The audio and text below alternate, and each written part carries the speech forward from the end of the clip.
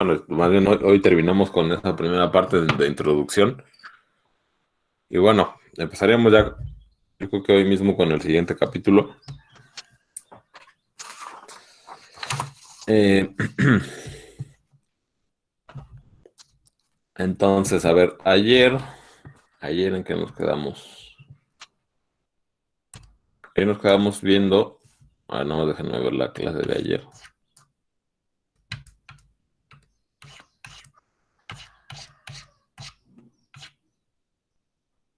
Ok, nos quedamos. Sí, o sea, digamos que terminamos de ver la fórmula de Euler, vimos la propiedad del producto de complejos, que debido a la fórmula de Euler quedaba expresado más elegantemente el hecho de que multiplicar complejos era multiplicar sus módulos y sumar sus argumentos, ¿no? Eso fue lo último que vimos. Luego vimos una pequeña discusión acerca de, acerca de por qué la fórmula de Euler se definía así, o sea, por qué coseno más y seno, Euler decidió nombrarlo como la exponencial de la parte imaginaria de un complejo, ¿no? Sí. Entonces, bueno, aquí nos vamos repitiendo un poco. La exponencial debido a que su derivada es ella misma. Entonces, cuando tú tienes, por ejemplo, e a la ax, la derivada es a por e a la ax. Y derivando la expresión coseno más y seno de teta,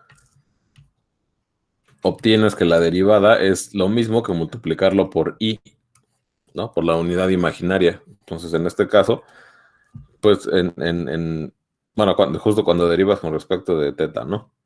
Entonces, en este caso, pues, si nosotros a coseno más y seno de teta le ponemos e a la i teta, entonces estaríamos diciendo que, ajá, o sea, en este caso, esa expresión coseno más y seno de teta se comporta como la exponencial, ¿no?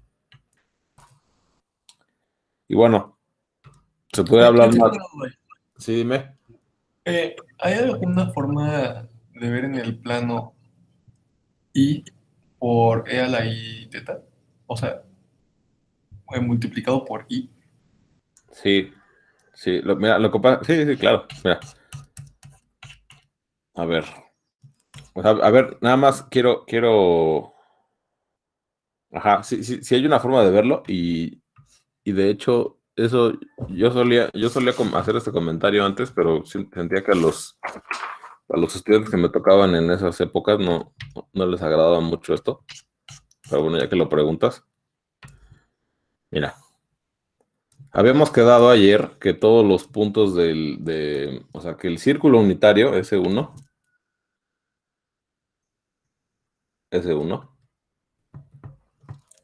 era igual a todos los puntos de la forma e a la i teta en el plano, tales que teta es pues, un angulito que corre entre 0 y 2pi, ¿no? Eso lo vimos ayer. ¿Sí estás de acuerdo? Sí, Te llamas Luis, ¿verdad? Creo. Sí, Luis sí. Manuel. Bien, Luis Manuel. Entonces, mira, fíjate. Ahora, eh, multiplicar complejos es multiplicar módulos y sumar argumentos, ¿no? Eso ya lo hemos repetido varias veces en lo poquito que llevamos del curso. Entonces, pues, por ejemplo, si yo tengo un complejo Z, ¿a qué digamos, es este de aquí? Este Z, ¿no? Entonces, el complejo IZ, ¿qué propiedad va a tener? A ver, entonces, mira, Pues si yo se tengo va a mantener el módulo, ¿no? Y va a girar 90 grados. exactamente eso que acabas de decir es la clave de lo que me acabas de preguntar. Entonces, mira, si Z es R por E a la I teta, ¿no? Ya, porque además ayer vimos que cualquier complejo yo lo puedo escribir de esta forma, como R por E a la I teta, donde R es el módulo de Z y teta es el argumento. Entonces, este es el argumento. Entonces, exacto. IZ va a ser un complejo que va a tener el mismo módulo, porque pues el módulo de I es 1, y al multiplicar 1 por el módulo de Z, pues va a ser R, y el argumento va a cambiar. ¿Cuánto? Pues va a cambiar pi medios, ¿no? Que 90 grados es pi medios, ¿no? En radianos, o no sé cómo se diga. Bueno, entonces, ¿qué quiere decir? Que IZ es el ortogonal a... Ajá. IZ, pues es un complejo. Este va a ser IZ, ¿no? Un complejo que tenga el mismo módulo de Z, pero que esté rotado 90 grados o pi medios en el sentido opuesto de las manecillas del reloj. ¿No? O sea, Ok. ok, va, ya. Entonces, eso es multiplicar por... Pero espera, todavía no acaba lo que me estabas preguntando. ¿Por qué? Ok. Muy bien. Entonces, bueno, ya una vez aclarado esto, ahora sí vamos a hablar, vamos a lo que, bueno, a lo que yo supongo que les va a ayudar más a entender aún la idea del exponencial del e a la i teta. Ahora, supongamos que ahora sí estoy en S1, ¿no? En el círculo unitario. Aquí tengo aquí un punto de la forma e a la i teta. Entonces, según lo que yo estoy diciendo aquí, todos los puntos del círculo unitario están dados por numeritos de esta forma, ¿no? E a la i teta, donde teta va cambiando de ángulo y pues sí tiene sentido, ¿no? O sea, si teta toma valores entre 0 y 2pi, pues entonces eso quiere decir que voy a tomar todos los posibles puntos del círculo unitario.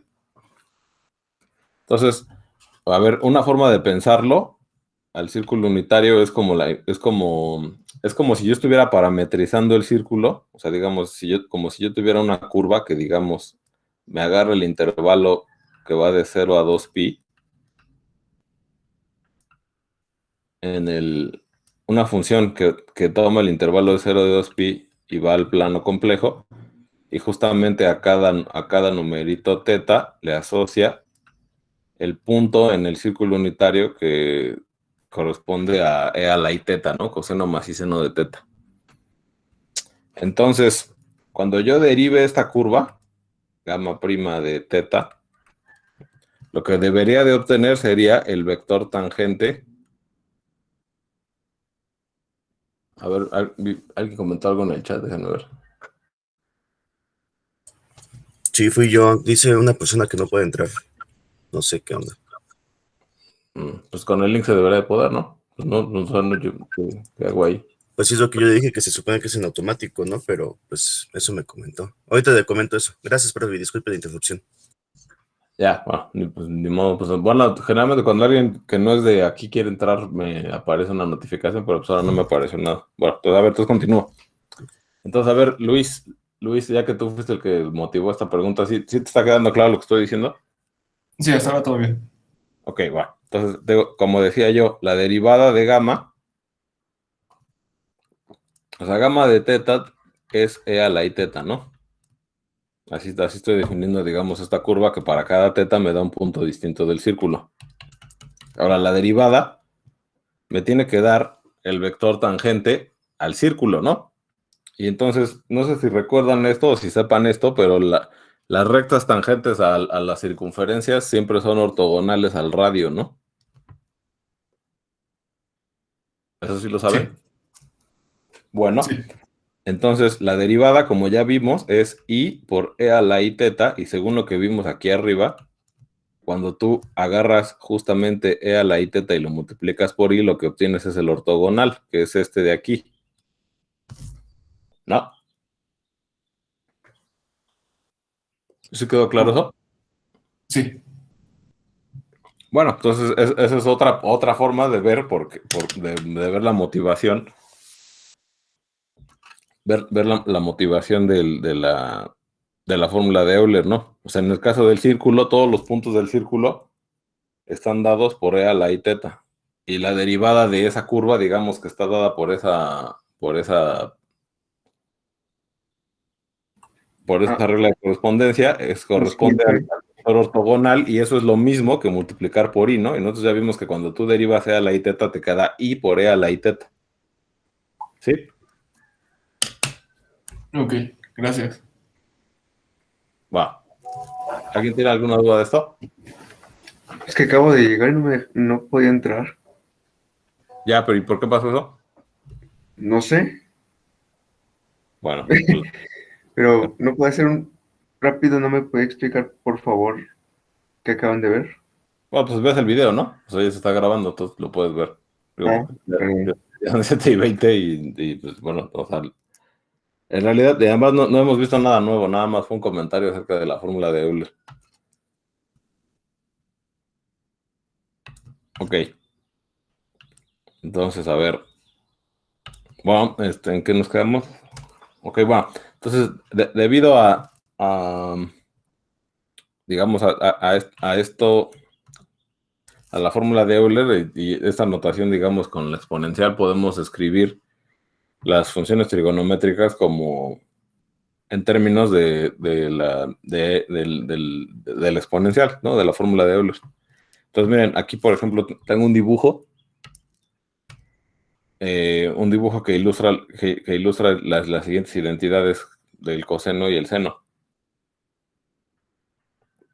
Entonces, a ver, yo empiezo primero con e a la i teta, que es coseno más i seno de teta, ¿no?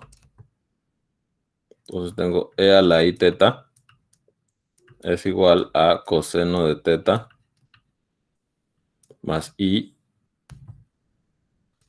seno de teta.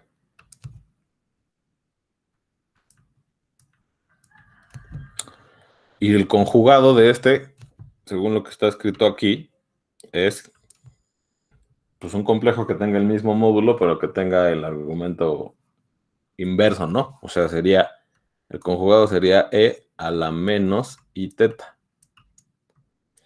¿Desde quién es? Pues coseno de teta menos i seno de teta. ¿Están de acuerdo todos con esto? El conjugado de e a la i teta es e a la menos i teta y eso es coseno menos i seno de teta, ¿sí? Sí, profe. Sí. Ok, bien, entonces en alguna de las propiedades de la proposición 1.8, me parece, dice que ¿qué pasa? A ver, que cuando tú sumas z más z conjugado, eso es, ¿qué? ¿Eso qué me da?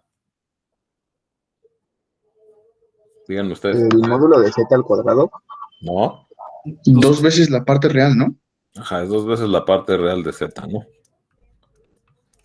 Ok, entonces, ¿esto qué quiere decir? Que si yo sumo e a la i teta más e a la menos i teta, eso que me dijeron del módulo al cuadrado es cuando es el producto de z con z conjugada en el caso de la suma, ¿no? Sí, ya me di cuenta. Entonces, Gracias. si yo sumo e a la i teta más e a la menos i teta, estoy sumando un complejo más su conjugado, y entonces la parte real de e a la i teta es coseno de teta, entonces esto es 2 veces coseno de teta, ¿no? ¿Sí están de acuerdo? Y bueno, pues despejando el coseno de teta, me queda la siguiente identidad, que es que e a la i teta más e a la menos i teta entre 2, ¿no? ¿Sí?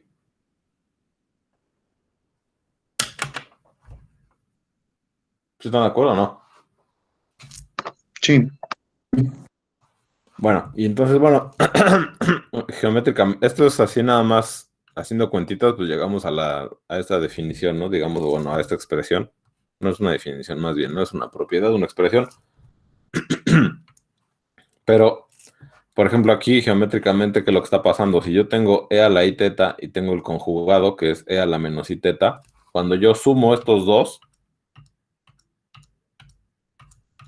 me va a quedar, ¿qué me va a quedar? Pues con la ley del paralelogramo de la suma, justamente de complejos, de la suma de vectores. Pues, ¿qué es lo que tengo que hacer? Pues tengo que colocar aquí el conjugado y aquí tengo que colocar el vector o el complejo e a la i teta. Entonces, la suma se correspondería con la diagonal de este paralelogramo y debido a que, digamos, este ángulo, el ángulo que hace a la i teta y el ángulo que hace a la menos i teta son iguales, entonces esta diagonal del paralelogramo vive dentro del eje real, ¿no? Vive dentro del eje de las x. Ahora, este pedazo de aquí, o sea, la coordenada real de a la i teta, pues ya vimos que es, como dice aquí, aquí es coseno de teta. Y toda esta longitud de aquí es el doble de esta longitud de aquí, ¿no? Porque esta diagonal del paralelogramo bisecta en dos partes iguales a toda esta diagonal grandota. Entonces, la suma de estos dos que corresponde, digamos, con el complejo, con el número que corresponde a esta diagonal, es el doble de este pedazo de aquí, pero este pedazo de aquí es el coseno. A ver, a lo mejor lo voy a poner con otro color, porque con ese color no se ve bien. Este de aquí es la suma, ¿no? Pero es el doble de este pedazo de aquí. Y este pedazo de aquí, pues es la coordenada real de a la i teta, que es coseno de teta. Entonces, como es el doble de coseno de teta, pues entonces eso quiere decir que la suma de e a la i teta más su conjugado e a la menos i teta es 2 veces el coseno de teta, ¿no? Y eso, pues eso ya lo vimos aquí, ¿no? En esta expresión de aquí. Y bueno, despejando el coseno, pues ya tenemos que coseno de teta es igual a e a la i teta más e a la menos i teta. ¿Hasta aquí alguna duda de esto? No, profe. Bien. Bueno, entonces tenemos una identidad similar para el seno del ángulo. Entonces, bueno, a ver. Digamos, si ustedes ya entendieron la anterior, me pueden decir qué pasa con esta identidad de aquí.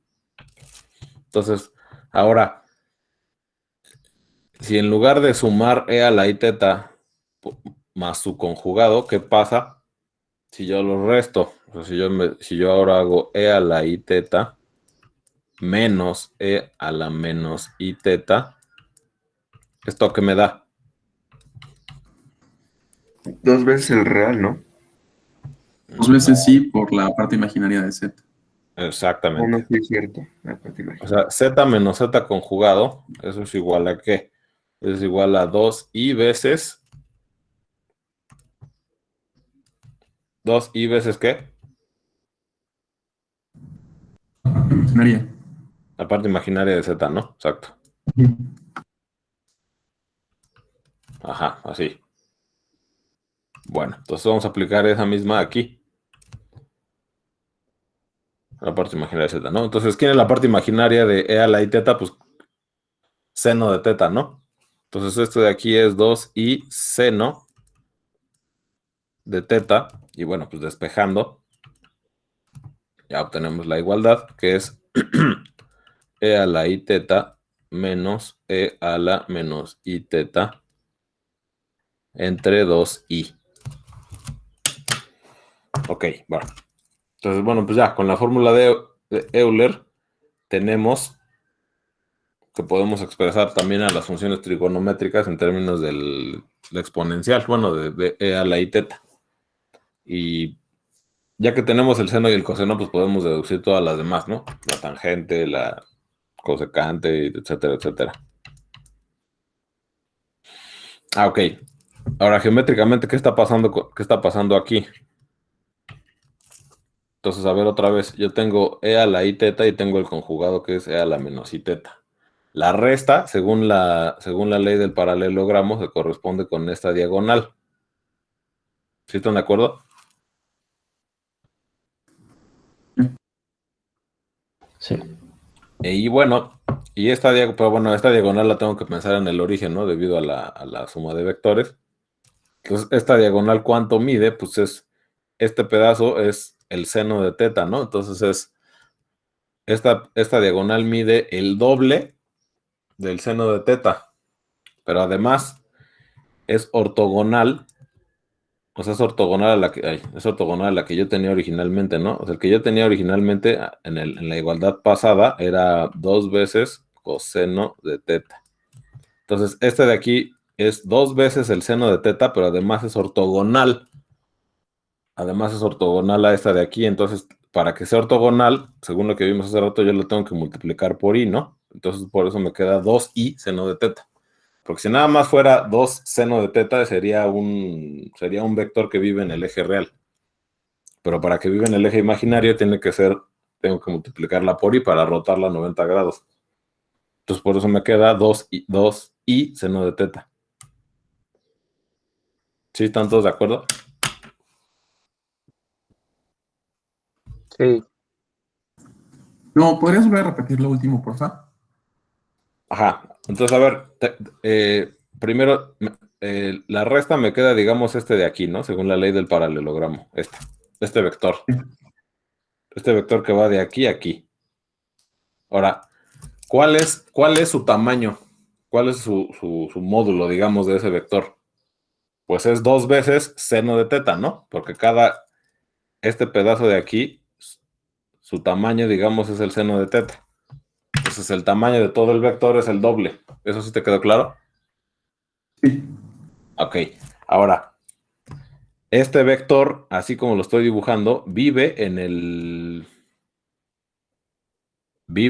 eje imaginario, en el eje imaginario del plano complejo, ¿no? Vive aquí. Vive ahí porque es ortogonal al eje real, ¿no? ¿Sí? Entonces, ¿qué argumento tiene? O sea, este vector, el vector, o sea, a ver, el vector, digamos, e a la i teta menos e a la menos i teta, su módulo es igual a 2 veces seno de teta, ¿no? Lo voy a poner, bueno, lo voy a poner así, mira, espérame. 2 veces seno de teta, ¿no? Ahora, lo voy a poner esto en valor absoluto porque el seno puede cambiar de signo, ¿no? Depende de cómo es el ángulo y como aquí solo estamos hablando de longitud, siempre tiene que ser positivo. Ajá, el módulo es ese y su argumento, el argumento de este de aquí, e a la i teta menos e a la menos i teta. ¿Cuál es el argumento? O sea, ¿cuál es el ángulo que esta cosa hace con el eje real? Pues pi medios, ¿no?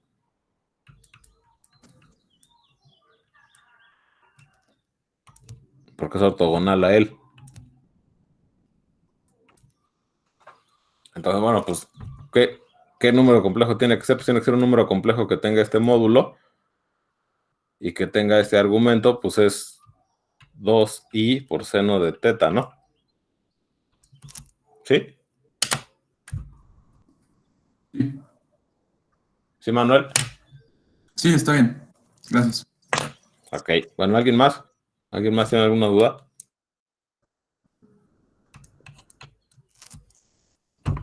¿Por qué dijimos que tenía que ser ortogonal al de 2 coseno de 0? O sea, solo por lo de seno y coseno.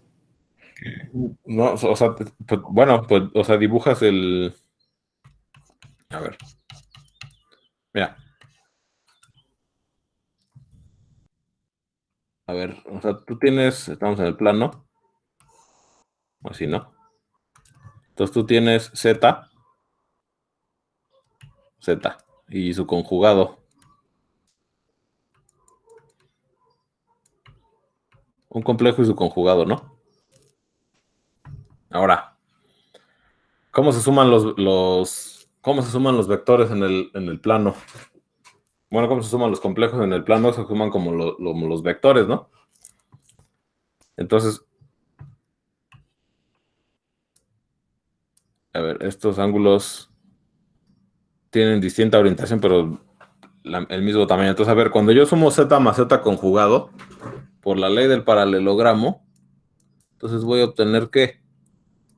Pues voy a obtener un punto, este de aquí va a ser z más z conjugado, ¿no? Entonces la suma de estos dos corresponde a esta diagonal que se forma entre el paralelogramo que forman los dos vectores. ¿Sí estás de acuerdo con eso? Sí. Ok, y la resta se corresponde, o sea, a ver, la suma se corresponde con este vector de aquí. Y la resta se corresponde con, o sea, la suma se corresponde con esta diagonal. Eso ya, yo me imagino que ya lo han de haber visto en geometría analítica 1. Y la suma se corresponde con ese vector y la resta se corresponde con este vector de aquí. ¿Sí? Sí. Ahora, este vector, o sea, según así como lo estoy dibujando yo aquí,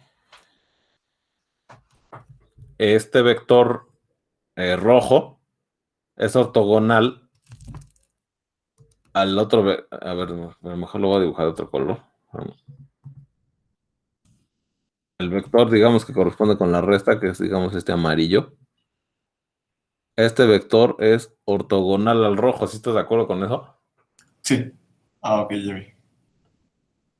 O sea, ajá, por eso estoy diciendo que eso, ajá, pues sí, o sea, según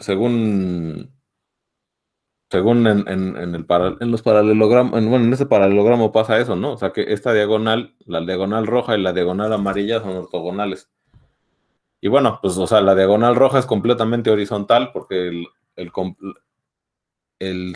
porque el complejo Z más Z conjugado tiene parte imaginaria 0.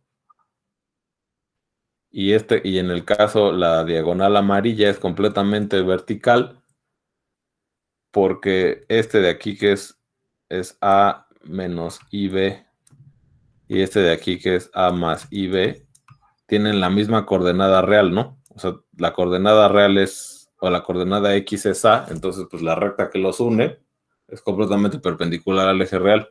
¿Sí? Ok, gracias. Va, ¿alguien más?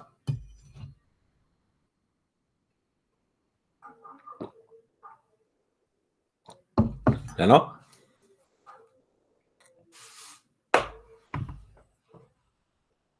Andrea Baez, ¿tú tienes alguna duda? No, profe, quedó claro. Isabel Ramírez, ¿tú tienes alguna duda?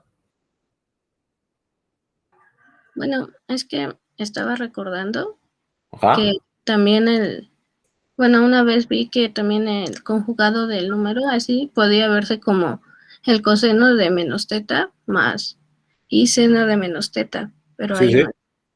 Pero ahí sería la misma interpretación geométrica. Sí, mira, fíjate. O sea, a ver, sí, sí. Lo que pasa es que yo me salté ese paso y pensé que dije, bueno, a ver si alguien dice algo. No. Y nadie había dicho nada hasta ahorita que dices tú, pero mira, fíjate. Tú tienes, pues tienes E a la I teta, que es ¿qué? Pues es coseno más I, bueno, coseno de teta más I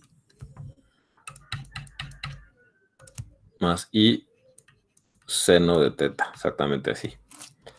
Y luego el conjugado, que es E a la menos I teta. Y bueno, en este caso el argumento como es menos teta, estrictamente hablando debería de ser así, coseno de menos teta más I seno de menos teta, ¿no? Pero bueno, aquí existe una propiedad, o lo que estoy utilizando yo, es una propiedad de las funciones trigonométricas. Y es que la función coseno tiene esta propiedad que no me acuerdo cómo se llama, creo que es par, que coseno de X es lo mismo que coseno de menos X. A todo el mundo le suena eso que estoy diciendo. Sí. Sí. O sea, bueno, a grandes rasgos es esto, ¿no? Si estoy aquí en el plano, la función coseno de X, pues se ve más o menos así, ¿no? Entonces, cuando estoy diciendo que es par, es que no me acuerdo si es par. ¿Si es par? ¿Si es que sea par? ¿Me pueden decir ustedes? Si es par que sea eso, que coseno de X es igual a coseno de menos X. Sí, Bueno, lo que estoy diciendo es que si yo tengo aquí X y este es su coseno, este valor de aquí es el coseno de X, como la función es, digamos, su gráfica es simétrica con respecto del eje Y, entonces el coseno de X y el coseno de menos X son lo mismo, ¿no? Entonces, pues aquí lo que me queda es coseno de teta, debido a esa propiedad. Y el seno es al revés, o sea, en el seno pasa que seno de X, bueno, seno de menos X, mejor dicho más bien, es menos seno de X. ¿Sí? O sea, digamos, Ok, ok. ¿sí te quedó claro? Sí, yo no me acordaba de eso. Ajá, entonces debido a esa propiedad, lo que me queda es que, pues es eso, es menos y seno de X, bueno, de teta, perdón. Debido a esa propiedad de estas dos funciones.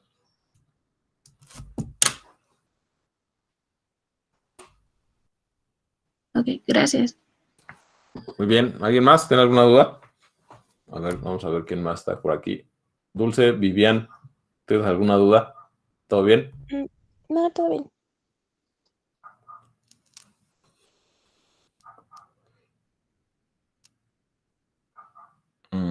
Sofía Levi Escobar, ¿tienes alguna duda? ¿Te mandas por ahí? Sí, no, pues ninguno. Bueno, ok. Entonces, bueno, ya con esto, digamos que la parte teórica del plano complejo ya quedaría terminada. Lo que faltaría sería que pues, se pongan a chambear en los ejercicios. Según me dijeron, ya varios ya empezaron. Algunos me han mandado dudas por correo. Entonces, les pido que si tienen alguna duda con respecto de los ejercicios y pues bueno, me la quieren hacer llegar a lo largo del día, lo que pueden hacer es escribir por el grupo de WhatsApp y de esa forma, pues nos damos una idea general, tanto yo como Andrew, de cuáles son las dudas y pues sus compañeros se pueden también beneficiar de las dudas que atendamos por medio de WhatsApp. Bien. A ver, entonces. Ok. Bueno, entonces vamos a empezar con el capítulo de isometrías.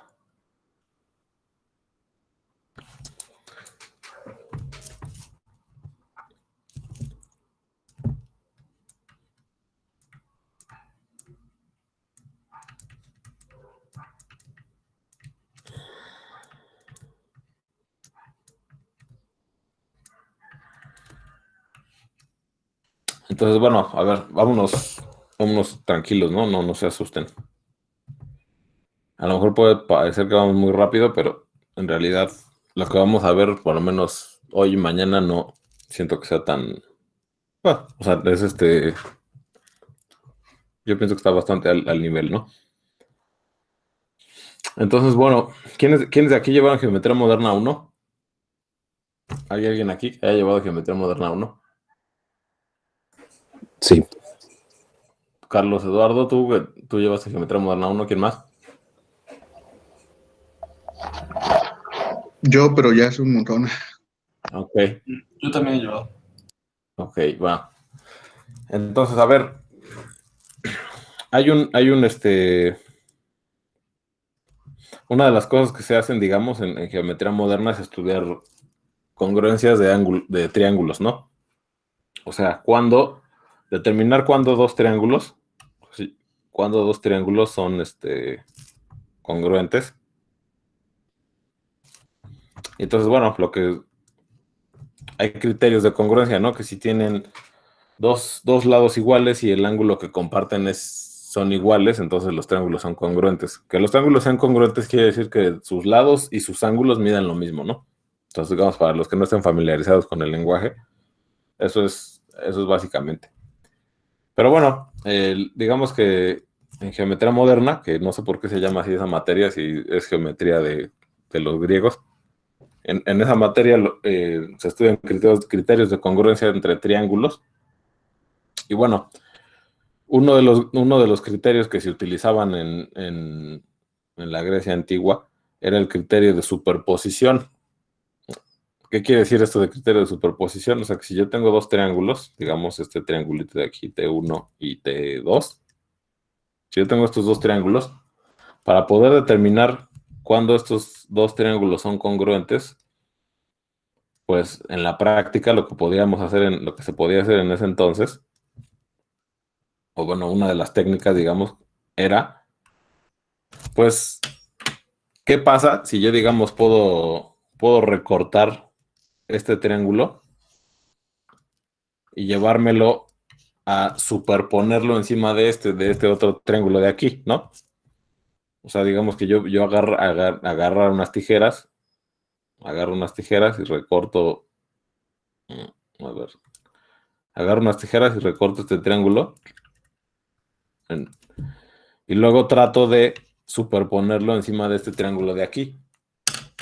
Y si yo logro hacer que ese triángulo y este de aquí, o sea, si yo logro hacer que el triángulo 1 y el triángulo 2, ya así sobrepuestos, empaten, no, digamos, ya una vez que lo sobrepongo, no se ve que ninguno le gane al otro en tamaño o en la apertura de los ángulos. Entonces, de esa forma, en ese entonces, con esos criterios, pues ya arcaicos, yo podía determinar en efecto que los dos triángulos eran iguales o que eran congruentes, ¿no? Entonces, bueno, con el lenguaje actual, con el lenguaje matemático actual, yo puedo hacer una interpretación de ese criterio de superposición como que, bueno, en lugar de las tijeras y en lugar de todo esto que estoy comentando, como que existe una transformación, o sea, una función del plano en el plano, que en este caso el plano es el plano complejo, pero pues en ese entonces pues no existían los números complejos ni nada de eso. Como que existe una transformación que me lleve el primer triangulito en el siguiente triangulito, ¿no? O sea, si yo, digamos, recorto el triángulo y me lo llevo a ponerlo encima del otro triángulo, una forma de interpretar eso que está pasando es que yo puedo definir una función del plano en el plano que me lleve el primer triángulo en el segundo triángulo. ¿Sí? ¿Sí está claro lo que quiero decir? Sí. Ok, bien. Entonces aquí cualquier duda me detienen, ¿eh? Entonces, bueno, eso es justamente este comentario que estoy haciendo.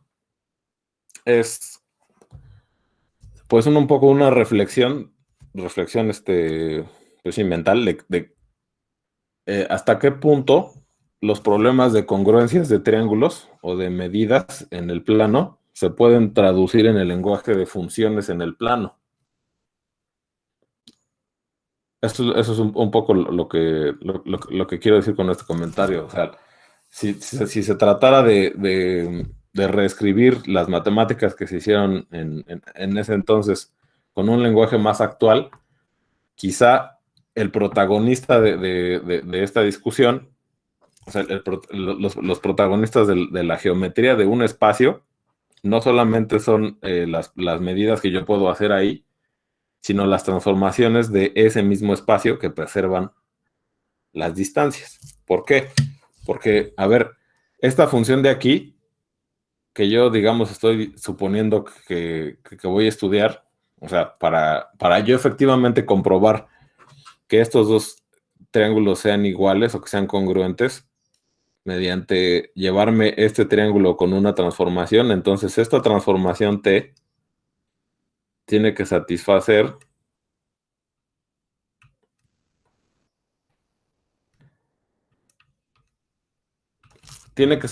que se preserva las distancias, ¿no? O sea, no puede ser que cuando yo le aplique esta transformación T, entonces este lado se vaya a un lado que mide más grande, porque de esa forma, si pasara eso, entonces yo no puedo corroborar que los dos triángulos son congruentes, ¿no?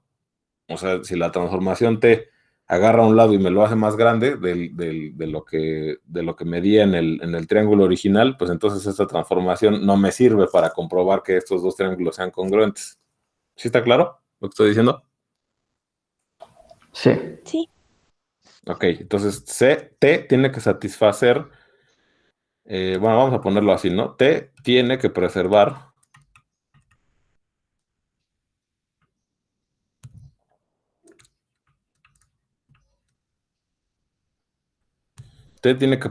distancias. Entonces, bueno, pues ya simplemente con este comentario que estoy haciendo, estoy de manera informal, que bueno, eso lo vamos a arreglar, o sea, sí voy a enunciar las cosas formalmente, estoy haciendo de manera informal que los criterios de congruencias de triángulos se pueden reinterpretar como, o sea, el estudio de las congruencias de triángulos se puede reinterpretar como el estudio de las funciones del plano complejo en el plano complejo que preservan las distancias. Y esas funciones van a ser isometrías del plano. Entonces, bueno, de eso trata este capítulo que estamos empezando ahorita. De estudiar las funciones que van del plano complejo en el plano complejo que preservan las distancias. Ahora, ok. Entonces, bueno, ahí en el archivo de las notas, ustedes pueden encontrar una cita a un matemático alemán que se llamaba Felix Klein.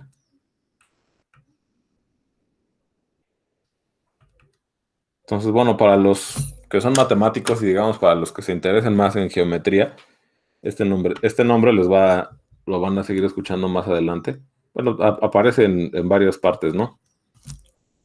Por ejemplo, la botella de Klein, o sea, ese espacio se debe a él, o bueno, por lo menos el nombre Klein es así se llama por este matemático. También el grupo de Klein, para los que, digamos, lleven álgebra moderna, en algún momento van a estudiar un grupo que se llama el grupo de Klein.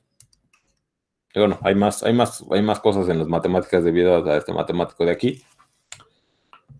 Entonces, bueno, este señor, Felix Klein, tiene un manifiesto que se llama el programa de Erlangen, en donde, digamos, él da su opinión de qué es hacer geometría o de qué es estudiar geometría en un espacio, ¿no? Entonces, según él, la geometría, a ver, a lo mejor hay algunas, a lo mejor no voy a escribir la cita así tal cual es, pero básicamente dice eso, ¿no? La geometría consiste, lo voy a quitar las comillas, ¿no? Porque no estoy seguro si así lo dijo él tal cual, ¿no? Consiste en el estudio de un espacio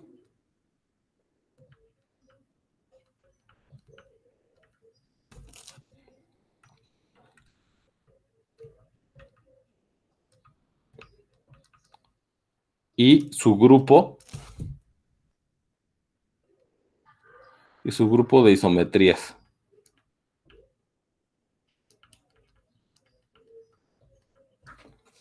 Entonces, bueno, a ver, en este enunciado que yo estoy escribiendo aquí, hay dos palabras claves, ¿no? Bueno, hay tres, de hecho. Espacio, grupo e isometría, ¿no? Entonces, bueno, yo ya más o menos les platiqué, en el caso del plano complejo, que van a ser las isometrías. Van a ser funciones del plano en el plano que preserven la distancia. El concepto de espacio, bueno, pues en el momento de que estamos ahorita platicando, en este momento de la carrera, pues el espacio que vamos a estudiar pues va a ser el plano complejo.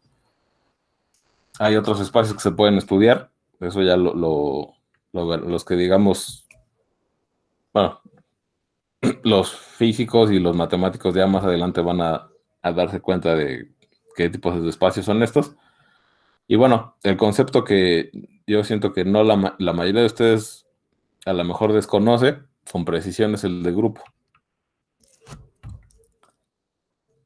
Entonces, bueno, ya te queda poco tiempo, pero lo que vamos a discutir, yo creo que mañana, es hablar un poquito, solamente un poquito de qué son los grupos para poder entender, digamos, ya este enunciado que estoy escribiendo aquí.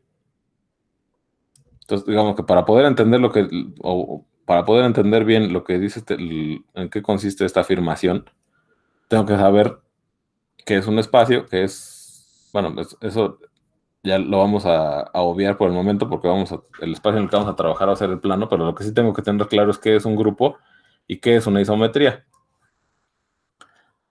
Entonces, bueno, lo que vamos a discutir a partir del día de mañana es justamente qué es un grupo.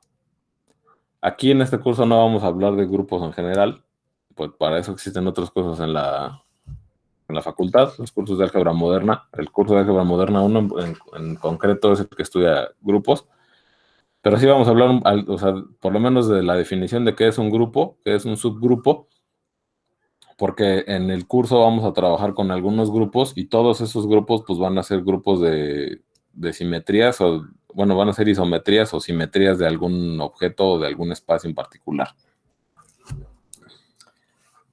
Entonces, bueno, lo que quisiera comentar de esto que acabo de escribir es que tal vez para los que, bueno, para los que digamos, quien les interesa un poquito la historia, tal vez esto que estoy escribiendo aquí se puede considerar, o se puede, por algunos matemáticos o por algunas personas, se puede considerar como la aportación más grande que hizo Klein a las matemáticas.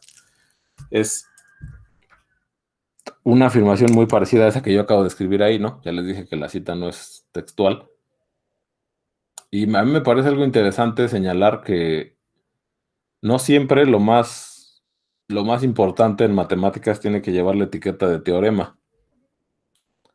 O sea, en este caso, esto que está diciendo Félix Klein no es un teorema, no es una teoría completa con una serie de enunciados, corollarios, teoremas, etcétera, etcétera, ¿no? Esto simplemente es un punto de vista, que fue lo que él hizo es ver en esa época, que él vivió, digamos, a finales de 1800 y principios de 1900, él se dio cuenta que la mayoría de las matemáticas que se llamaban a sí mismas geometría consistían en estudiar un espacio y en estudiar el grupo de isometrías o el grupo de transformaciones que dejaban invariantes algunas cuestiones métricas. Y entonces él resumió justamente esa actividad geométrica en un punto de vista que abarca eso, que abarca lo que en ese entonces se hacía, que abarca todo lo que en ese entonces se hacía como geometría, ¿no? Y entonces, bueno, pues hay muchas matemáticas que se desarrollaron en base o con base, no sé cómo se diga, ya ven que hay una polémica con eso, bueno, se desarrollaron utilizando como base este punto de vista de que lo más importante es estudiar el grupo de isometrías del espacio en cuestión. Entonces, bueno, pues ya con eso yo digamos que termino el día de hoy y pues estaría introduciendo al siguiente capítulo que vamos a empezar a estudiar de las isometrías del plano. ¿Alguien tiene alguna pregunta? ¿O algún comentario que quieran hacer? No, profe, todo bien. Gracias. Bueno, está bien. Bueno, pues si nadie tiene alguna pregunta de esto, o de la tarea, o de lo que sea, pues nos vemos mañana. Sí, nos vemos. Vale.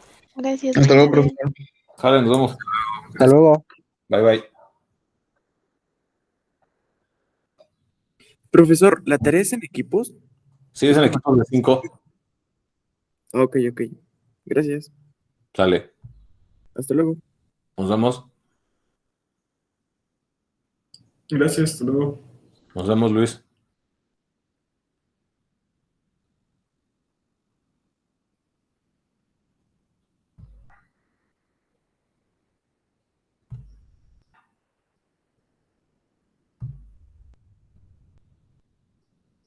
Sofía Levi, ¿quieres colgar?